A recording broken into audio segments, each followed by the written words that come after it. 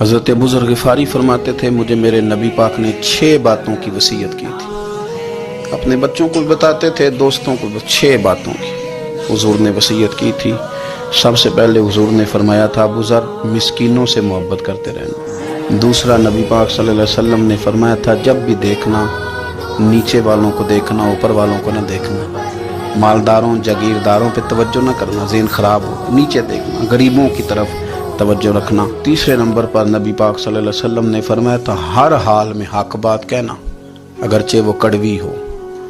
چوتھے نمبر پہ میرے محبوب نے فرمایا تھا اللہ کے معاملے میں کسی کی پرواہ نہ کرنا.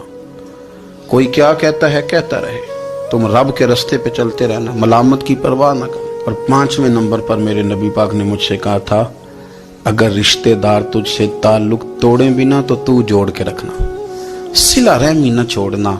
اور 6 نمبر پر حضور نے فرمایا تھا